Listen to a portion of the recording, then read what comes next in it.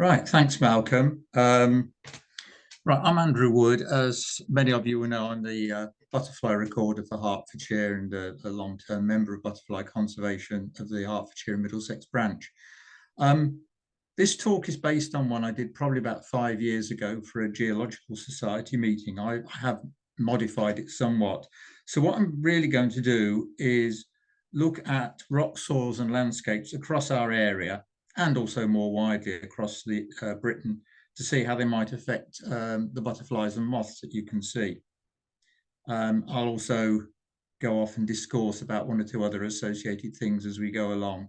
So if you're expecting a very detailed talk illustrated with lots of geological maps and stuff about rock formations, this isn't the talk for you. It's more generalised than that, but I hope it will be of interest. So Hertfordshire and Middlesex has probably got one of the most altered landscapes in Britain. And I'll be coming back to that. But what I want to do, first of all, is to look at some of the at least semi-natural landscapes that we have and what actually has created those and what effect that has on some of the butterflies and moths that we do have. So the first one I'm going to look at is chalk. This is probably one of the more iconic landscapes that we have around Hertfordshire, particularly. And this is some drone footage shot of Albury Knowers, which is a butterfly reserve, a nature reserve with a large butterfly component of interest in West Hertfordshire. Basically, the Chilterns, which is a band of chalk, which stretches along our west and north sides of Hertfordshire.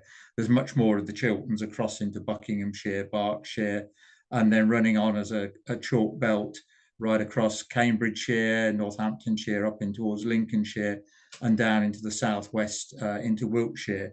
And it's one of a number of bands of chalky soil and rocks that spread more or less west to east across England. And as I said, this is Albury Knowers, which has got one of the best assemblages of butterflies. And you can see in a couple of places earlier in the video that the chalk has actually, the vegetation has been scraped right back to expose the chalk. This was actually done a little while ago, probably about 10 years, getting on for 10 years ago now. The reserve was getting overgrown. And although chalk is quite a poor soil, it's quite a thin soil, it will actually support quite a lot of scrub, which develops, as you can see from the frozen video at the moment, into woodland. And a move was made to remove a lot of ash trees that had grown up on part of the site on a very steep slope to expose the chalk in order to allow the plants which can thrive on very thin soils, such as horseshoe vetch, kidney vetch, and many other characteristic plants of chalkland to thrive. And I'll talk a little bit more in a moment about some of the species in more detail, but we'll just go on and have another look at another chalkland area. This is another, and I think it's fair to say, iconic site going back, probably known to butterfly enthusiasts right back to late Victorian times, if not a bit earlier. This is a place called Thurfield Heath at Royston. They're actually Iron Age barrows.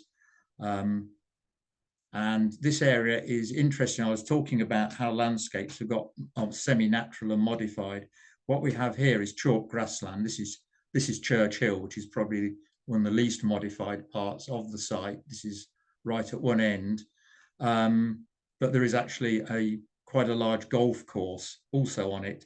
So when you're going up here looking for butterflies, which many people do, you also need to be very careful and aware of golf balls flying across and hitting you. And this is the third site. This is called Hexton Chalk Pit, which is where, as you can see, this is also a nature reserve where the chalk has been dug out over the years, and it's now been left to go back to nature. And you can see again, we've got exposed chalk banks, steep chalk slopes, and fairly low vegetation.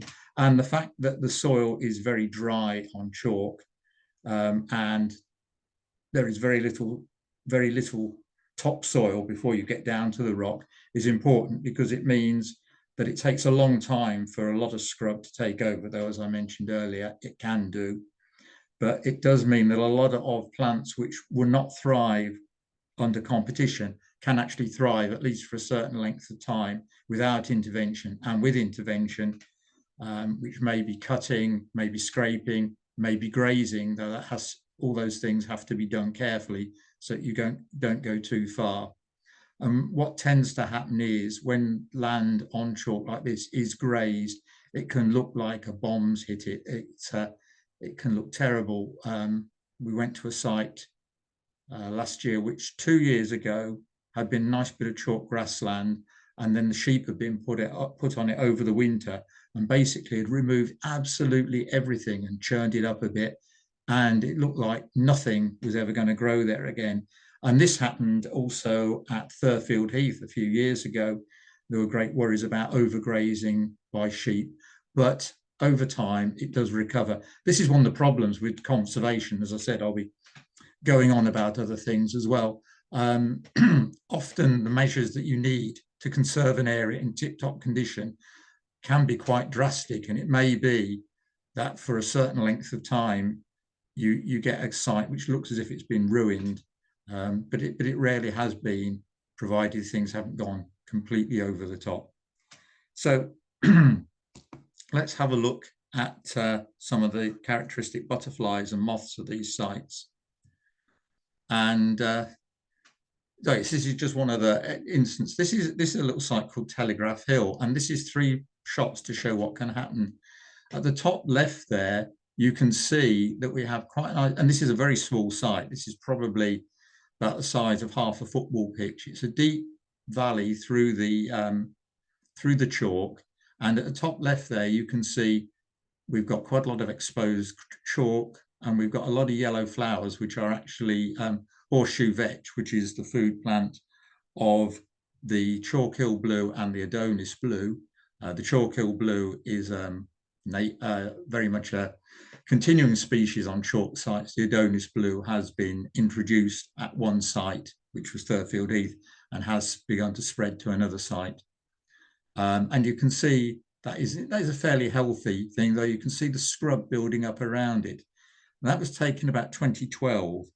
8 or 9 years later, no maintenance has been done on the site. This is a private site which was maintained by agreement, and then the agreement sort of petered out. You can see that the site had got completely covered in scrub. Apart from the fact that you can see a dip, you wouldn't really know that there'd been a chalk valley in there. You wouldn't know there was chalk underneath. Got completely covered up in much longer, coarser grasses, and you can see shrubs, particularly things like dogwood, were growing up. And that was like that for some time. And then in recent years, the last 2 or 3 years, attempts have been made to return it to something approaching the top left. And if you look down at the main picture on the right, you can see that we now have a visible valley again, and we even have some exposed chalk at the bottom. But there is still quite a lot of coarser grass and coarser plants growing there. The butterflies that fly there, like Chalk Hill blue, green hairstreak, dingy skipper, are still present, but they're really hanging on by the, if butterflies had fingernails, by the tips of their fingernails. But at least you can see that it's been moved back to a good state, but it takes a while to get things righted. So let's have a look at the Chalk Hill blue. This is absolutely the key butterfly, as its name suggests, on chalky hills like the Chilterns and all the sites we've been looking at. That was a little bit of video of a group of the males. The females are brown, and they will often gather on the ground to suck up nutrients. This is probably, if you can't see what they're delving into, it is probably dried remains of fox or dog urine, which contains some quite useful minerals to them. Sometimes, and I don't think I've included a picture of that on this talk, they will land on horse droppings, sheep droppings, dog droppings, and suck up nutrients from that. And great clouds of them will sometimes settle. This butterfly can be found at some of the sites like Hexton and Albury and Goodyears literally in their thousands when they're flying at their peak during July. And it's an absolutely wonderful sight, this cloudy, milky sort of blue, very different to the bright blues of some of the other blue species. And in fact, just to digress slightly, at Thurfield Heath was a site where collectors would go up right from the late Victorian days up to back just before the First World War. And there are newspaper reports, some of which I've read and I think I quoted in my book on the butterflies of our area, that all the inns, hotels, anywhere, guest houses in Royston would be booked out during July, not because people wanted to come to Royston, which is a pleasant enough town, but because they were going up there with their nets and their killing bottles to grab as many chalk hill blues as they could possibly do, particularly as at that time the population had lots of what they call aberrations. These are unusual ones. There were females that were much bluer than usual. There were all sorts of different combinations of spots and extent of blue marking. And it was an absolute mecca for the people who in those days were the only butterfly enthusiasts, really, who were the collectors. And this is another butterfly, and this is something of a success story in our area. So this is another one which relies on chalk because its food plant, the kidney vetch, which you can see growing in profusion on the left, and you can see it in some close-ups, particularly in the middle, will only really grow on soil that contains a large amount of chalk. There are some places in the Midlands of England where it will grow on a chalk clay mix, but in our area it really is on pure chalk. The left-hand site is a site which has deteriorated rather, despite our best efforts, near Letchworth, but it's a very publicly accessible site. But we've actually found it in recent years over a large area, particularly around the Royston area, where farmers have been planting either kidney vetch or mixtures that include kidney vetch on land which has been left to one side, and this is often chalk. And there are now quite a lot of colonies of this butterfly, which is Britain's smallest butterfly. It's about half the size of the chalk hill blue, and as you can see, much less blue, much more of a grey brown sort of colour when the wings are open, and underneath it looks like a bit like a tiny holly blue with a silvery background. It lays its eggs on the flower heads. If you look at the picture in the middle at the top, right in the middle, you should just be able to see a little green blob. And that is one of their eggs laid on the flowers. And then the caterpillar grows within the flower buds and then within the seed heads. And you can see at the bottom there, you can see the body, like quite a lot of Lycaenid butterflies. It has a caterpillar that looks more like a woodlouse or a grub than the traditional long, thin caterpillar. And like a lot of blues, it can be attended by ants who help to protect them in return for honeydew. Small blue doesn't have a hugely close connection to ants like some other species, like the large blue, but there is definitely some evidence of a connection. And so these are two butterflies, which if we didn't have chalk in the county, just wouldn't be on our list of fauna. And the great thing about the chalk hill blue was, the small blue, was that in 2003, we thought we'd lost the last colony on a disused railway line near Hitchin, which had got very scrubbed over. And then it wasn't until a few years later that one of our members, Roger up at Letchworth, discovered this field with a large number of small blues, and it's gone from strength to strength since. Even where it was artificial, the food plant was introduced on an artificial landscape at Chiswell Green at the old Butterfly World. It still hangs on around the edges of that site. So it's one of our success stories, which is always nice to be able to talk about. And just move on to a few. There are a few moths. There are quite a few moths which like chalky areas. Some of these will be found at other sites, but at the top there we've got the grass rivulet, which that was actually a moth which was very much confined to chalk sites until recently. It now seems to have spread to some extent to other sites. It's active during the day and at night to some extent. Then we have a small moth, Pyrosta migrata, at the bottom there with the V-shaped markings across the dark grey wings. And that is found at places like Hexton, flies in the day. And then another moth, which is spreading It's very much associated with field scabious, as you can see it sitting on there. This is the English name for it is the brassy longhorn, but I prefer to think of it as the heavy metal moth, Nemophora metallica, which is its scientific name. It has one of the longhorn moths, you can see, with very long antennae, and it spends most of its time sitting on scabious, which is certainly not confined to chalk, but prefers areas where there is at least some degree of chalk in the soil. But it does seem to have spread to even scabious in those more marginal areas. Excuse me. So let's move on to another landscape, and this is heathland. Now this is the opposite to chalk. If chalklands are alkaline, heathlands, and this one up here is Patmore Heath in northeast Hertfordshire, are probably a more threatened landscape in Hertfordshire. They are dotted around, mainly very isolated, where at least the chalky areas are in a line and part of a wider landscape. And you can see we have the usual problem at somewhere like Patmore Heath, that mature trees have grown on part of the site.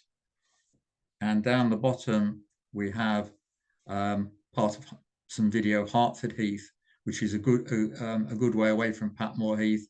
There are other sites across both our counties. If you go down to the southwest London, there are places like Hounslow Heath, Hampstead Heath. Basically, if a place has heath in the name, the chances are it was originally heathland, even if it may have been developed and changed over the years. And this tends to have its own characteristic flora. Again, you can see while we're watching the fly past over Hertford Heath, you can see that quite a lot of trees have been taken out here to try and return it to heathland, to those characteristic plants like gorse and broom and heather. And you can see a stand of heather down at the bottom there on the left-hand side. And these are all plants which thrive on acid soil. You won't find these really growing to any extent on chalk, and you certainly won't find the chalkland plants growing on this. There is a huge difference. So obviously, some of the more invasive species, by their nature of being invasive, will tend to be able to grow on any landscape at all. So let's have a look at some heathland species. So what we've got here, butterflies and moths, and some of these are more generalist than the chalk ones I mentioned. The small copper, which it comes and goes, the small copper, but it's certainly very much associated with heathlands. Its food plant, one of its main food plants is sheep sorrel, which very much appreciates growing on the sort of dry, thin grassland which can grow on these sites. And one of the best sites to see it is No Man's Land Common, near just north of between St Albans and Wheathampstead, where, despite the fact it's just called No Man's Land Common, that is definitely heathland with all the characteristic plants. Often with sand is another characteristic you'll find on these heathland areas. On the right, we've got the small heath, whose name suggests that it might well be associated with heathland, though it is found across a much wider area. And at the bottom is a not terribly good photo, I'm sorry about this, of a silver-studded blue, which isn't found in Hertfordshire, but is very much associated with heathland areas, particularly if you go a bit further south and west from us, south of the Thames, into Surrey, into places like Thursley Heath, and across into Berkshire, places like Chobham Common. And then on the right, onto the left, I beg your pardon, we've got one of my favourite moths, the emperor moth. It's our only native silk moth species that lives in this country. Flies very early in the year, in March and April. And it also has a fabulous caterpillar. That's just two different instars that you can see there that looking quite different. That's a very mature one, the fat green one at the top, just about to, that would be just about to go and pupate, and then an earlier instar with the black and yellow. So if you find those caterpillars, and you can see there's a fair amount of variation, they are great things to find. And again, it's more widespread than heathland. You can find it on chalk, but it tends to be associated with those sorts of landscapes.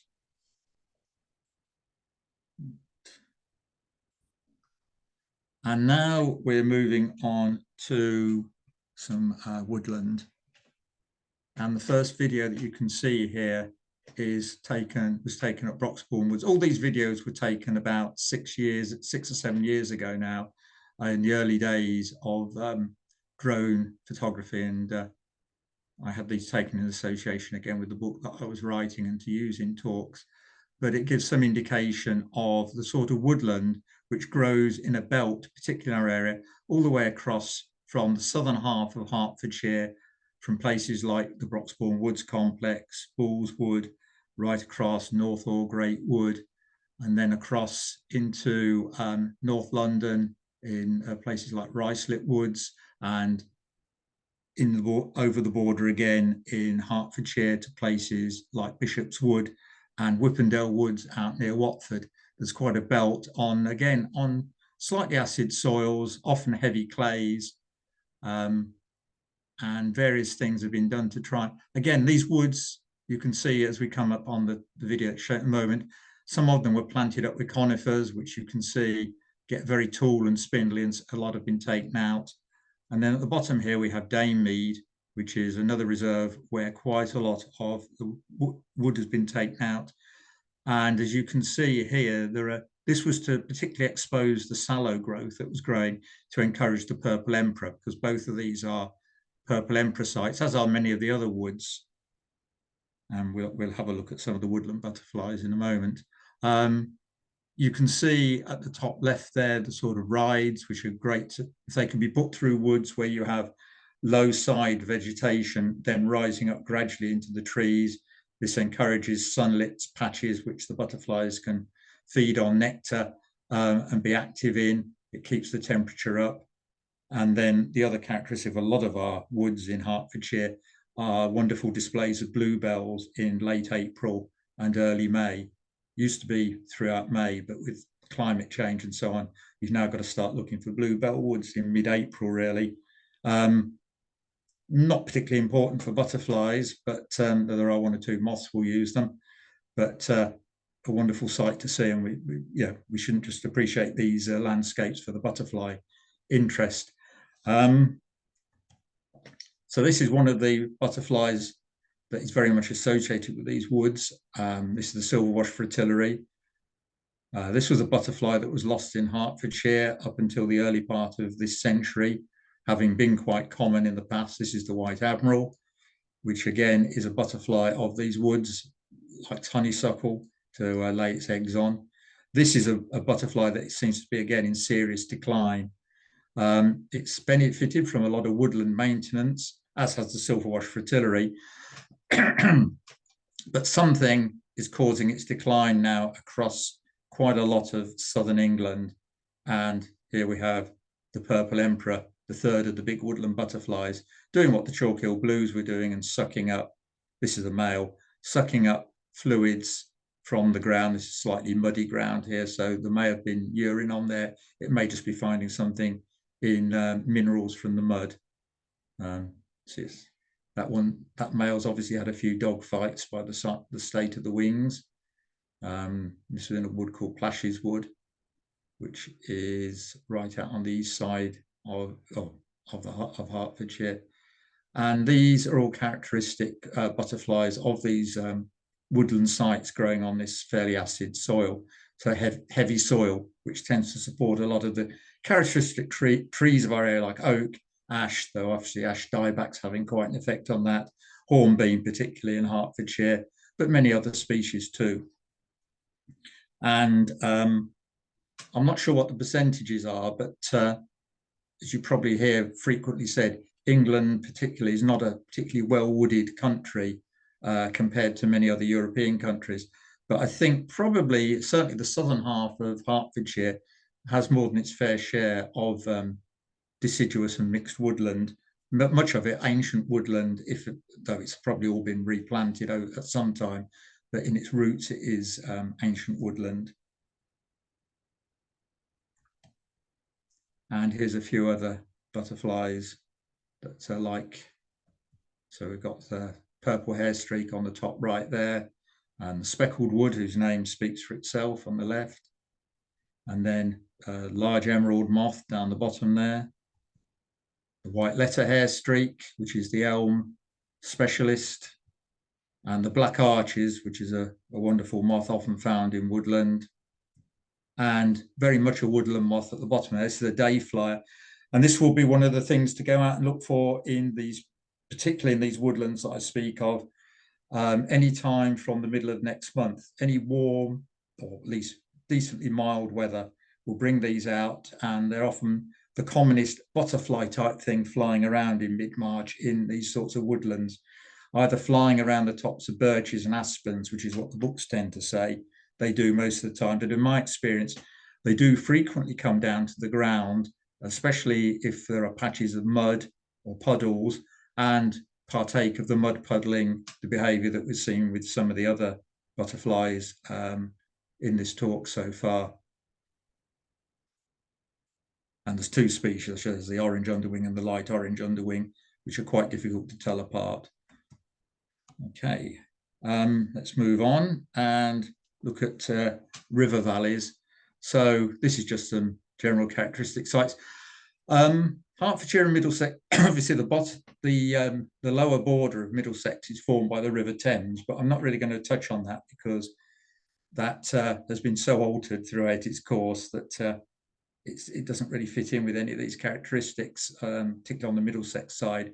But coming up through Hertfordshire, we have principal rivers like the River Lee and its tributary, the River Stort, running up the eastern side from London right up into Hertfordshire. And then on the other side, we have slightly less impressive River Colne, and then rivers like the River Ver, all draining down towards the Thames and cutting, on the whole, fairly shallow valleys, but bringing with them alluvial soil and extensive wetlands.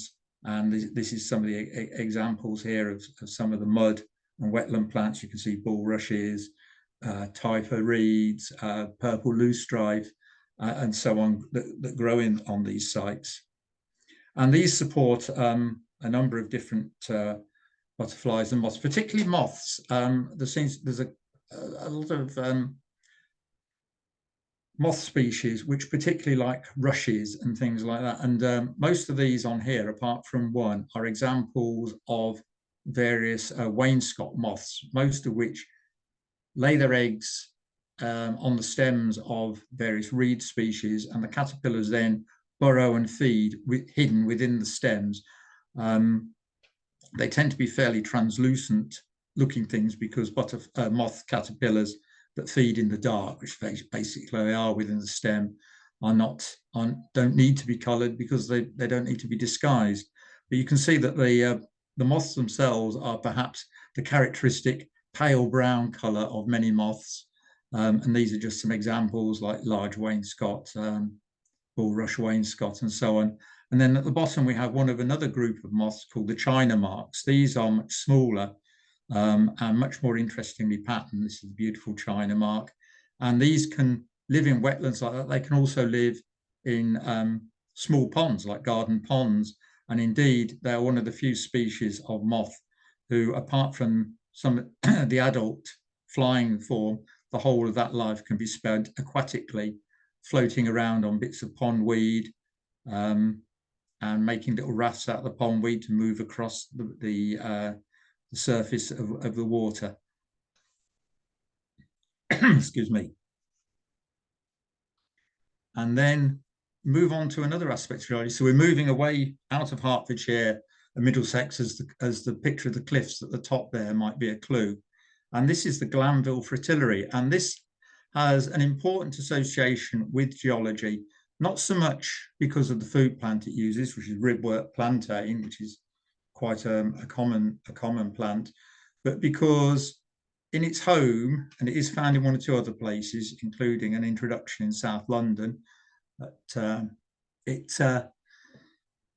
lives on cliffs on the Isle of Wight. And the important thing about these cliffs is that the geology of them is very friable, it's very soft, and there are frequent cliff falls. And the important thing about the cliff falls is that it's always exposing fresh, clear ground, and there's no competition from from other plants. That means two things. One, the ribwort plantain can grow there very quickly. It's an early colonizer of open ground. It doesn't need the cliff falls to grow. But the important thing is it's very warm, because you've got soil which is pretty well bare and rock which is pretty well bare all the time. The actual ground temperature is actually quite warm. And this is important for several other species of butterfly, some of which I will touch on a little bit later. And that helps the development of the caterpillars, which live in a big communal web. And then they emerge as this attractive. And these pictures are actually scans taken of non-digital pictures that I took quite a long time ago on the south coast of the Isle of Wight. And I haven't been to Hutchinson's Bank, which is the site where they've been introduced at New Addington in Croydon in South London. I have somewhat of an aversion to visiting introduced species, but perhaps I should to get some better photos than these. But it's an attractive colonial species whose life, certainly in its natural habitat, is very much affected by the geology of the area, and it's very restricted because of that. There are one or two other sites, similar sites on the Channel Islands and along the coast, but the Isle of Wight is generally considered its real stronghold. So we'll stay on the coast, but a completely different landscape. So we're going to be looking at shingle, coastal shingle and sand. And you can see again, we have very sparse vegetation. These areas often get inundated by, at the very least, salty winds and spray from the coast. Sometimes they, especially in flooding, may get inundated by the salt water. So not a lot tends to grow there apart from a few specialists. And this is just north of Aldeburgh on the Suffolk coast. You may recognise one or two characteristic buildings, the house in the clouds on the left-hand side and the nuclear power station. So interesting site. And this is another similar site. This is Dungeness. And again, it's a very, in some ways, it's a very bleak site. In other ways, it's a wonderful site. It's so, it has an atmosphere all of its own, which I don't think you find anywhere else in Britain. It has its own nuclear power station, well, two nuclear power stations, which you can see at the top there, and some interesting plants do grow up on the very thin soil. But it's not so much for native butterflies and moths that I want to talk about these particular sites, because these low-lying flat coastal sites tend to be where migrant species actually come in and land, and if they're crossing the coast, and often these sites can be covered in light traps in the summer and the autumn, where moth trappers seeing what interesting things are arriving, and we'll look at one of those in a moment. But one butterfly which is characteristic of these sorts of areas and very well disguised, as you can see on this sort of surface, is the grayling, a butterfly which again is found inland on some heathland sites, but a lot of the sites where it's found are coastal. It's not a Hertfordshire butterfly. It can be very difficult to see till you almost put your foot on it, because they tend to sit there on that gravelly, sandy surface, and often, like quite a lot of browns, will lean so that they don't cast a shadow as well. So they're even more likely to tread on them. So they feed on grasses like many other brown species. So the actual plant association with the landscape and the geology is not particularly close, but they are found in that sort of area particularly. And then this is one that I want to particularly talk of. I was talking about migrants coming in, and this is a moth which up to about 25 years ago was regarded as a migrant and very much was found only in areas like Dungeness. It was the only place where it managed to establish itself in Britain, having come in as, successive waves of coming as migrants. This is the toad flax brocade. Something, and we suspect warming, as is so often the case, has caused it now to move inland, probably following river valleys and up valleys like the River Lee and the River Stort and so on. And it's now a common moth across much of southeast England and going further north and west. It's not huge, but it's very distinctive, as you can see on the right-hand side. But even more distinctive is its caterpillar with this bluey grey colour and the yellow stripe, and it feeds openly on brocade, on toad flax, and particularly in our gardens on purple toad flax.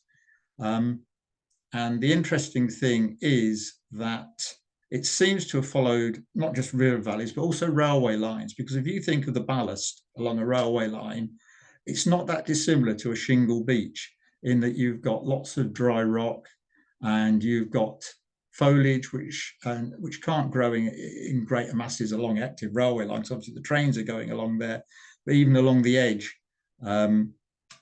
you'll get the edge of cuttings and so on, and soil embankments will be cut back. And the purple toad flax seems to have taken advantage of that and has spread, and the spread of that has also aided the spread of the toad flax brocade into it becoming quite a common garden moth.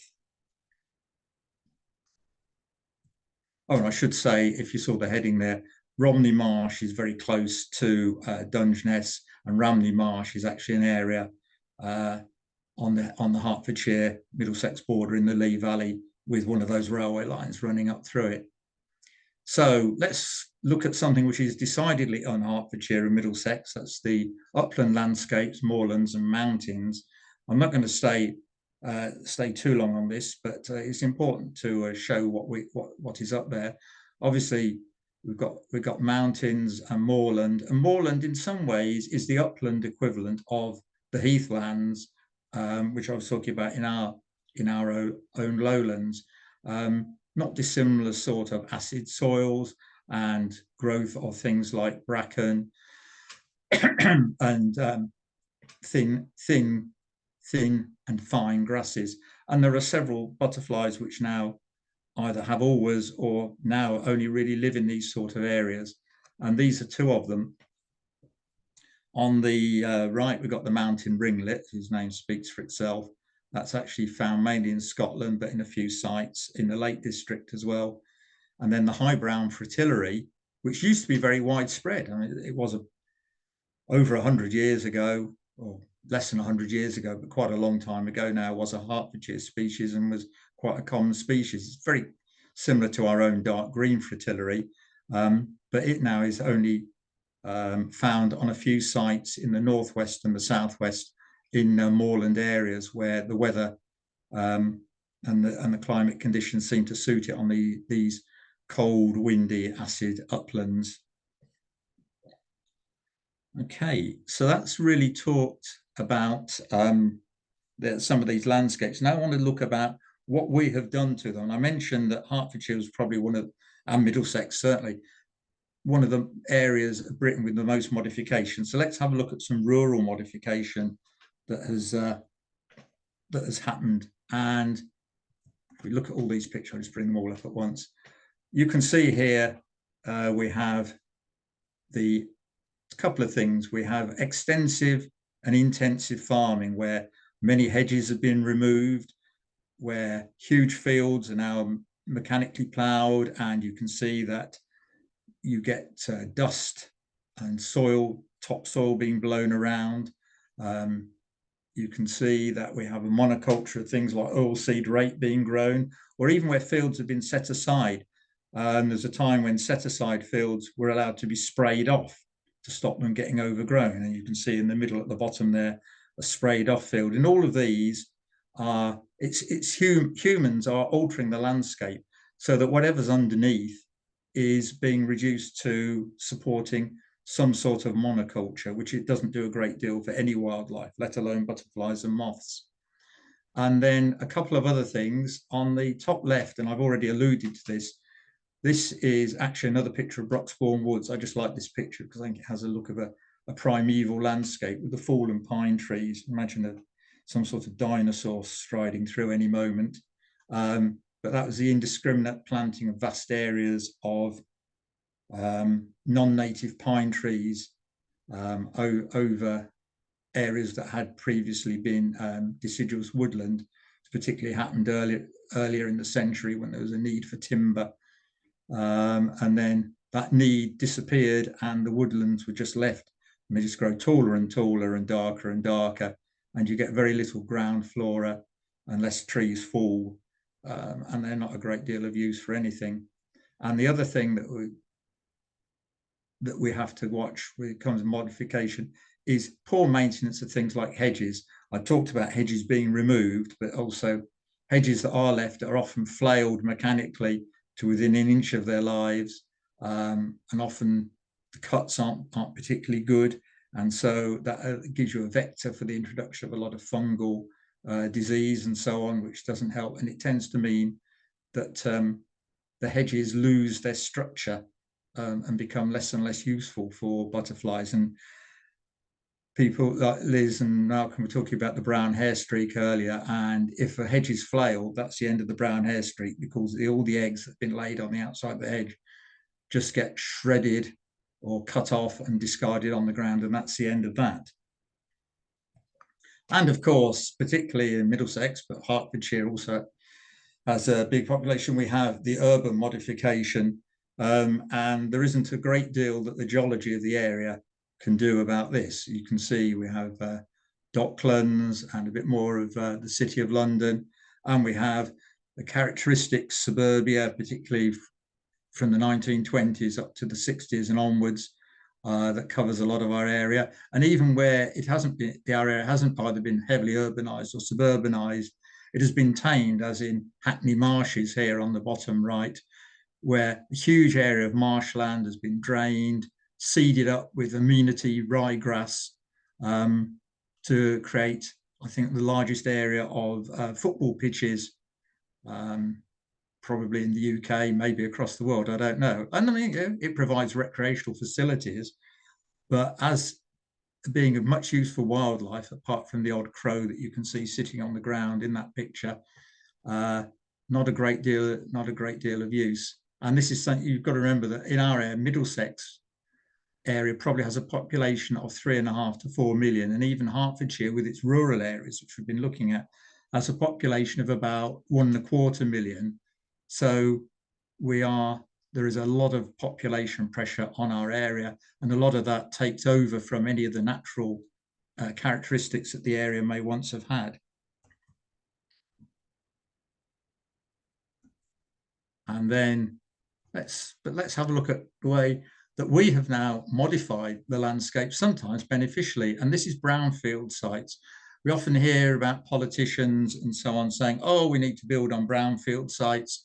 But in fact, many brownfield sites are some of the best that there are, because if you look down at the bottom there where the small heath is perching on some pretty bare soil, we've got that sort of bare soil characteristic, because a lot of the topsoil has been scraped off for various reasons, maybe for quarrying, maybe for old industrial development, which has been demolished. Gravel pits on the top right there shows what was a gravel pit, and you can see thin grassland, bit of gorse growing there, but quite a lot of bare ground. And that can actually provide the same sort of facility that I was talking about for the marsh fritillary for some of our other butterflies, which thrive best if they can lay their eggs on the in the warmest conditions possible, which obviously the sun beating down on this thin soil gets reflected back up onto the bottoms of leaves, which can encourage the growth. And we'll look at a couple of examples of that in a moment. And this is the first one. This is the dingy skipper. That site, top right, rather, which is an old gravel pit in the previous slide. We discovered, Malcolm and I, in fact, discovered that now has a colony of dingy skipper on it. These are dingy skippers elsewhere at Hexton Chalk Pit. But many of our best dingy skipper sites are actually on brownfield sites where we have that thin soil because the topsoil has been scraped off. And often there are hollows created, for instance, at Bovingdon Brick Pits, which is a clay site, as you might imagine from it being an old brick pit. But again, you have these hollows that have been scraped out, which, as well as having thin soil in them, also, if they're facing the right way, concentrate the sun. And if the food plant, the larval food plants, such as bird's foot trefoil in the case of dingy skipper, can create a completely artificial habitat, but which is actually absolutely ideal for these fairly rare and specialist species. And this is the fairly close related grizzled skipper, which we are working up a project on at the moment along the Bean Valley area in East Hertfordshire, working with landowners, quarry owners, farmers, water companies, and so on, to try and enhance the habitats. And this is one where research has been done, has shown that they really do need that bare soil underneath the leaves of things like the wild strawberry and the agrimony on which they lay their eggs on the undersides, to really thrive. And it's been found that if you have these plants growing on bare soil, which often is the best place to find that is things like old gravel pits along railway lines, the temperature at the ground can be 3 or 4 degrees warmer than it is where there is a more of a grass cover, even if it's not terribly thick. So these so-called brownfield sites do provide a man-made habitat which if you like replicates to some extent things like the cliff falls and the chalk grassland that we were looking at earlier, but for these particular species. And I've mentioned transport a number of times, and this is just an example again of how transport can alter the landscape. But if you look on the left, we have the Baldock bypass, which obviously was cut through chalk, and that's the famous tunnels. And in the cuttings leading up to it, a lot of planting was done of useful plants. And all those yellow flowers that you can see on the bottom left there are horseshoe vetch that was seeded in the very dense patches. And if you look along the fence line, you can see rather paler and slightly taller is kidney vetch. And the idea was that we're hoping that would encourage small blues and chalk hill blues to spread out from places like Thurfield Heath. And it's taken a long time, but it appears to have happened now. There are small blues around this site, and there is not the size of colony of chalk hill blue that you'll find up at Hexton Chalk Pit or Thurfield Heath, but an easily found colony. You don't have to go onto the road itself. There is an area of dumped chalk, and I'll talk about dumped chalk in a minute in another context, where they thrive. And then you can see something I was saying about railway lines, which links back to some of the species that I was looking at earlier. And this is the thing about chalk banks. I've gone on about chalk a lot because it really is an important thing. And so here's some chalk banks. This is in Greenwood Park, and this is very much an initiative that Malcolm was involved with, and Mandy Floyd in Butterfly Conservation, in getting a chalk bank made facing the sun in Greenwood Park, in the hope that it would encourage things like small blues to pop across from the old Butterfly World site, which isn't too far away. And indeed, that has succeeded. And so this is very much man-made creation of landscape. So this is on a fairly small scale, not too tall. Then we have this one, which is at a farm. Well, it's a farmer who owns a self-storage site, and he has built a huge chalk bund. It's got other soil as well, but a huge chalk bund around his newly expanded self-storage site. And we've been up there. We work very closely with him, and we've been planting things like, or seeding stuff like kidney vetch up there to try and encourage the small blue, and hopefully other chalkland species will also be encouraged to come in here, because it's not too far from sites where they live. And so, yeah, this large-scale landscape creation is actually quite important. Again, we're creating if you like, an artificial geology. And this is one that, as far as I know, we didn't have anything to do with. But this is the Northala Hills. These these may look as if there's some sort of, I don't know, South American ruin or something like that. But these are actually built out of rubble from the Westfield Shopping Centre at land that became the Westfield Shopping Centre at Shepherd's Bush, and from Wembley Stadium, when Wembley Stadium was demolished and rebuilt. And this was taken out to an area near the A40 in Northolt in West London. and a series of these hills were built, which are all publicly accessible. Each one was built up with all this rubble and then seeded up slightly differently to represent different kinds of grassland. So far, we haven't come across any particularly unusual butterflies, but it just shows that we are able to create these landscapes, and this is a public park, these landscapes which may well be valuable and a bit different to just creating another flat area of grassland. And you can see these are maintained, that the grass is cut on a regular basis, but it's quite an interesting landscape in the middle of suburbia in northwest London. And this is an example of inadvertent creation. I've talked about intensive farming, I should say, and obviously that tends to mean the application of large amounts of artificial fertilizers. And one of the most common ones being put on land are nitrogenous fertilizers, because that increases the growth rate of a lot of plants. It also increases the growth rate of certain weeds, like the stinging nettle, which loves soil with a high nitrogen content. And you can see here all these webs and groups of caterpillars are small tortoiseshells feeding on the stinging nettle. So in this case, it can have quite a beneficial effect. And at the moment, it seems that the small tortoiseshell is in somewhat of a decline in the more urban areas, but in these rural areas, it seems to be holding its own, particularly around the edges of arable fields. The only problem is that too much nitrogen, obviously, it tends to encourage these very vigorous plants and a very small number of very vigorous plants, which, as I was outlining, when we look at things like chalk and heathland, are not great. Does not encourage the plants which support the most interesting species of butterfly.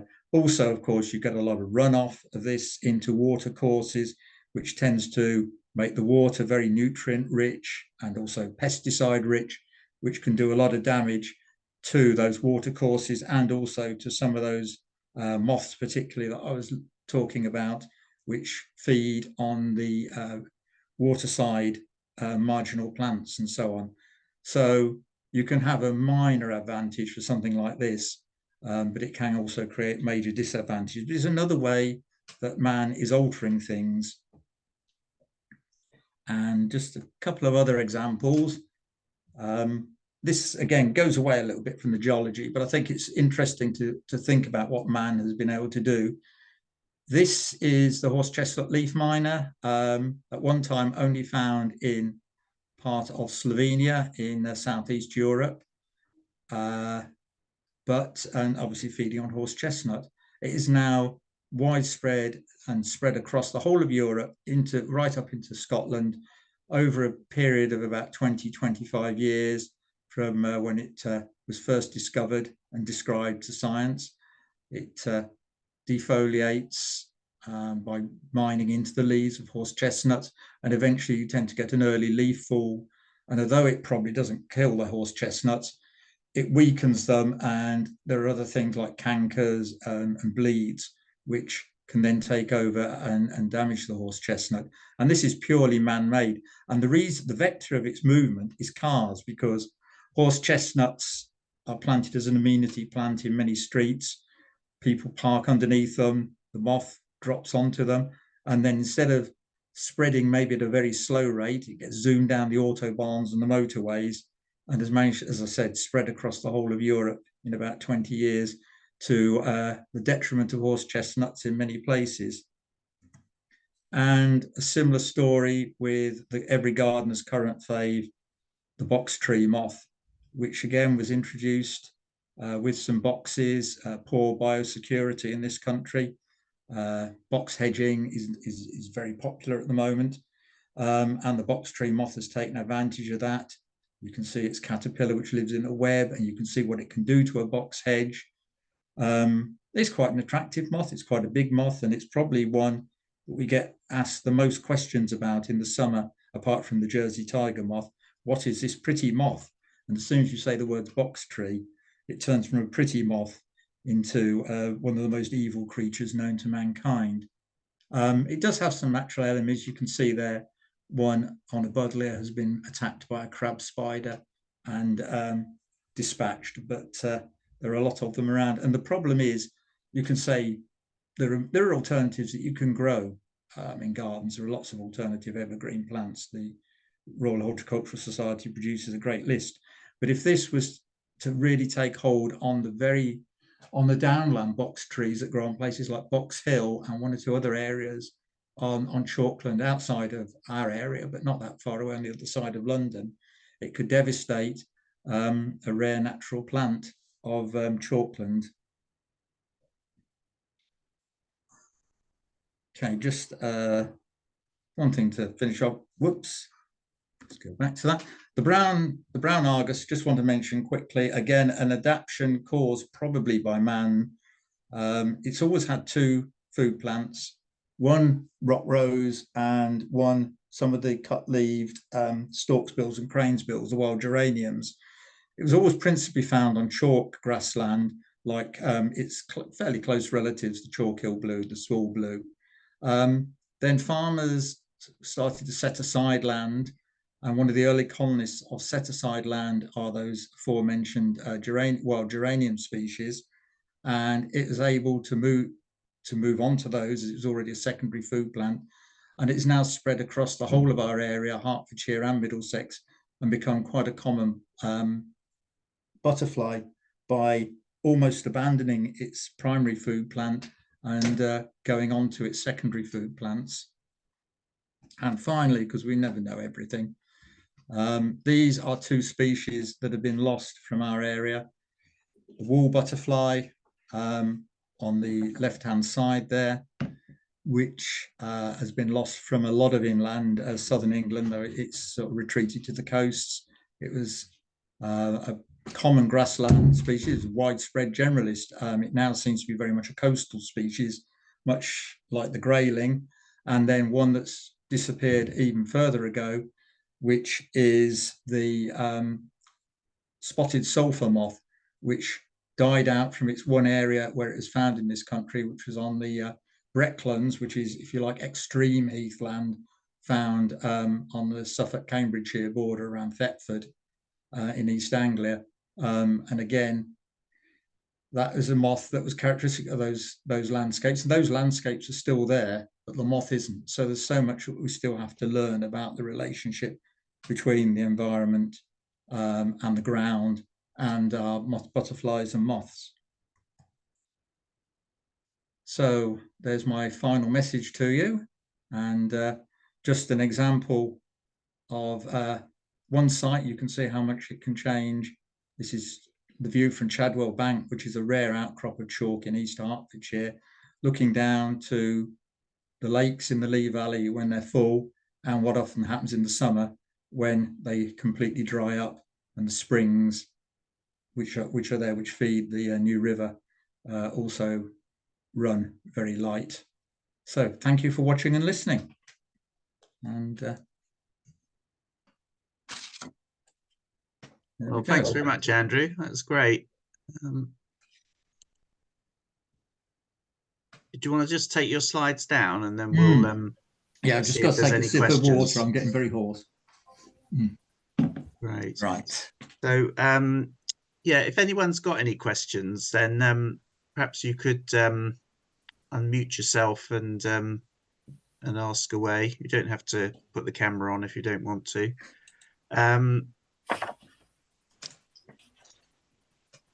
Who'd like to ask a question?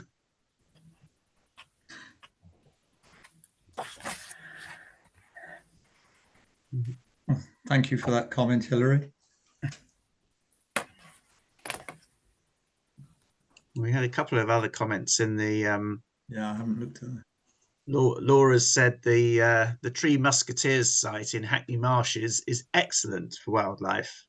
So right, you're obviously doing Hackney Down, Andrew. No, well, I wasn't suggesting the whole. I mean, it's great that there are areas within there, but I mean, as anyone who's gone there knows, there is a lot of amenity grassland, which is not amenity for people, certainly, but not amenity for wildlife. But it's great that there is a large role. And I'd be interested to know a bit more about the definition of subtractive gardening. That sounds fascinating. So is Laura still on?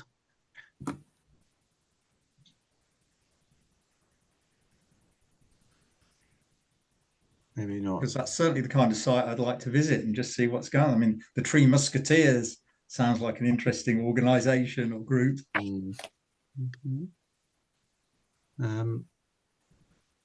Jane said she last saw a wall at Clay Marshes in Norfolk, which I'm guessing is a coastal site. So probably, yeah, Norfolk, as you said, one of the areas that's still there. And Brian had a comment that if anyone's over in Boston, then look him up and he'll show you around local butterflies, birds, etc.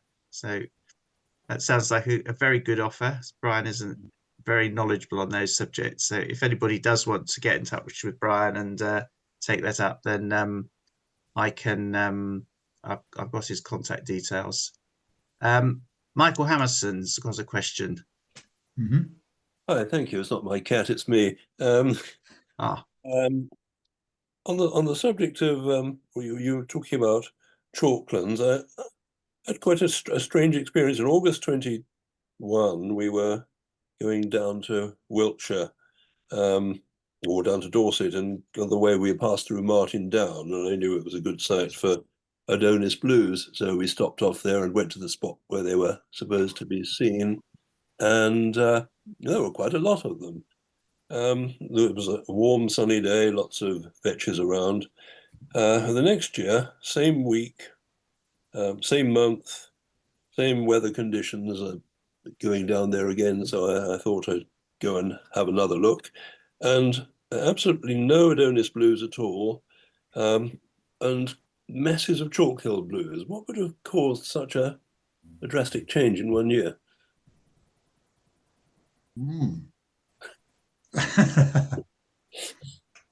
Well, of course, one of the things that can change, I mean, butterfly flight times can vary by maybe up to 3 weeks from year to year, depending on the conditions over the whole year.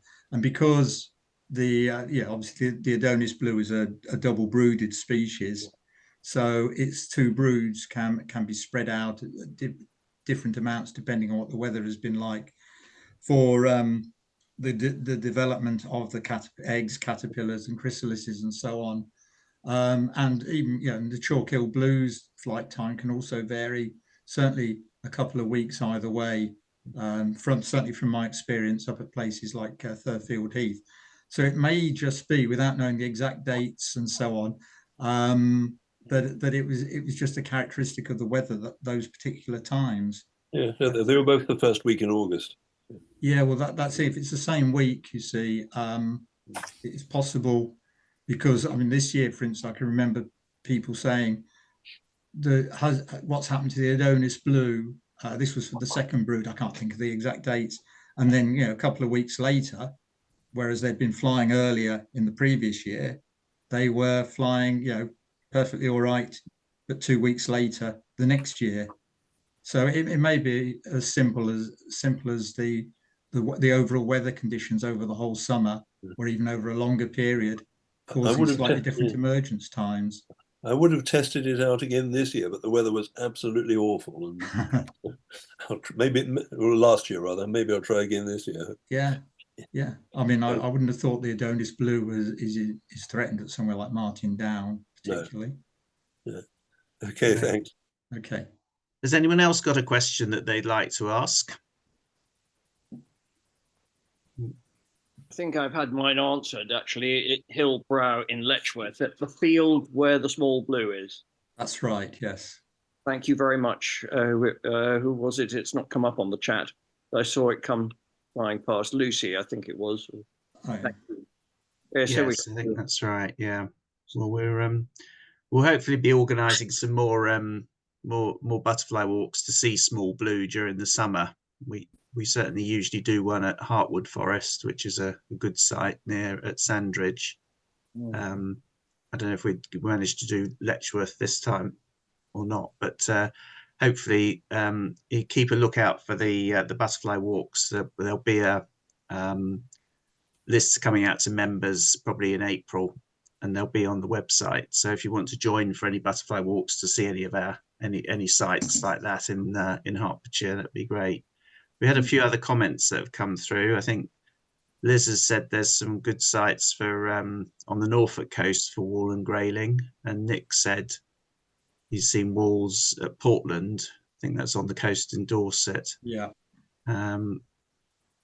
So yeah, quite a few. Yeah, Portland was also. I've seen them in Mansing. Yes, well, it would be nice to see some in Hertfordshire again, but I think probably the Essex coast is the nearest at present. So it's probably not that far away from Hertfordshire, but I have heard that they seem to be making a bit of a recovery in some parts of the country. So it's possible that we might get them again. Because after all, I mean, Hertfordshire, Middlesex, we lost things like the small blue and the silver wash fritillary for several years, and then they came back. So never say something's extinct, just say it's absent. Currently absent, not extinct. Yes, well, we'd have said brown hair streak was currently absent from Hertfordshire until till last weekend, wouldn't we? Because it hadn't been seen for 25 years, but now we know it's back breeding again in Hertfordshire. So it's as you say, they can come and go. Yeah. Good. Okay. Right, are we all done? There's just one comment. Someone's commenting they hadn't seen a garden tiger in North London, and that's another example of things where things are changing. I mean, garden tiger in some ways they are still around, but not in great numbers. They're certainly a rare moth now compared to. They're a night flying moth, aren't they? So we wouldn't see them in the same way as we see Jersey tigers. But you'd see the caterpillars, because the woolly bear caterpillars were very easy to find, very active. So, and they did occasionally get disturbed during the day, but I mean, the garden tiger has retreated ever such a lot from our area. I think that possibly some of the areas around the sort of east and western fringes, particularly in the sort of wetter areas, it is still recorded. But it's certainly, I haven't seen one in Hertfordshire or Middlesex since the 90s. Well, I've seen a couple, but not, that's all. But yeah, I mean, the Jersey tiger and even the scarlet tiger are now much more common in our area. Yeah, I think Andrew Middleton would see garden tigers in the Lee Valley. I don't know what the situation is at the moment, but I do recall when I'm in Norfolk on the Broads, they are still fairly common around, well, the Norfolk Broads. I get them most summers. Yeah, I mean, there's certainly some similar characteristics perhaps to the wool and how weather has affected the way it breeds and so on. It's been particularly suggested that what killed it off, or killed a lot of them off, was with we should traditionally have colder Januaries and warmer Februaries, but in recent years we've had a lot of the reverse of that. So the caterpillars have emerged from hibernation in January and started to feed. Then the weather's gone off in February, and that's the end of them. They just starved to death. Jersey tigers, sorry. No, go on. I was going to go on to the next question. If you still got something to say on that one. I was just saying the Jersey tigers have done the opposite, whereas they've gone. I love the new map in the new Herts Middx Moth Group website for the Jersey tiger in Middlesex. Anyone, if people don't know, the Herts Middx Moth Group have launched a new website, and the distribution maps are very, very up to date. And the Middlesex map for Jersey tiger is quite something, because it includes all the big butterfly count records as well, I imagine. Yeah, it does. Yeah. So is it shown in every square pretty much now then? Yeah, virtually, yes. It's quite, I don't think there are many maps like it. It's still a very rare sight in St Albans. I've only seen one or two flying in the daytime. Yeah. Okay, Michael's asked another question, Andrew. Is the geranium bronze likely to reach here? Well, that's a good question, isn't it? I mean, there was a colony on the south coast, but that's probably about 20 years ago. I mean, the geranium bronze is a species that spread up into southern Europe, Spain and Portugal particularly. Its caterpillars feed on geraniums, so it's considered a major agricultural pest. When we say geraniums, we're talking about the pelargonium, the zonal pelargoniums, not the common sort of geraniums that grow wild in this country, but obviously a major house plant, and bedding plant. There was a colony, but it died out. Whether it get here again, I don't know. I'm not aware of it spreading greatly in great numbers or being a big pest at the moment. You'd have to come up across France. It's entirely possible, and of course, poor biosecurity, which this country is something of a world leader in, it seems, may introduce it. But I see Roger's on the call. Is it still spreading in France, Roger? Yeah, I think it arrived in France about 25 years ago. Mm. It was imported from, presumably as eggs on imported pelargoniums from South Africa. Mm. I have to say that the horticulturists of southern France consider it an absolute pest. But it's now comfortably north of Lyon, and you can almost track its northward move year by year. So I don't think it's limited by climate. It's not one of these species that's limited to the warmer climes of southern France. So I think it's just the availability of pelargoniums. So. And given, as I say, our biosecurity isn't great, I wouldn't be at all. It only needs a few to get introduced here and for it to like what it finds. As you say, because I mean, if it's come from originally from South Africa, where they have quite cold winters in a lot of the area, a lot of the country, it shouldn't have much difficulty here. But that one colonization didn't really take off in southern England. But I mean, it's quite an attractive butterfly, but it is a real pest. But the geraniums themselves often struggle over winter, don't they? If they're out in the garden, I mean, the ones on the window box usually make it through, but if they're planted away from the buildings, they'll struggle. And does the butterfly need the plant to survive? Yeah, well, I mean, there's plenty of greenhouse plants. That's the thing. So we don't know, Michael. I think that's the answer. But if we find any, we'll definitely let you know. Yeah, they're pretty obvious when you see them. Thanks. Yeah. Great. Okay. Well, thanks ever so much for coming, and particular thanks to Andrew for a very entertaining talk. It will be on the YouTube channel from tomorrow. So if you missed any bit or want to pass it on to someone else, then do feel free. But for now, good night and see you again soon. Thank you.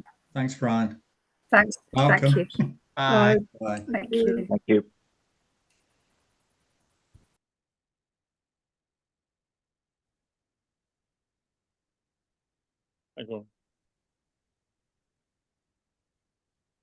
Cheerio.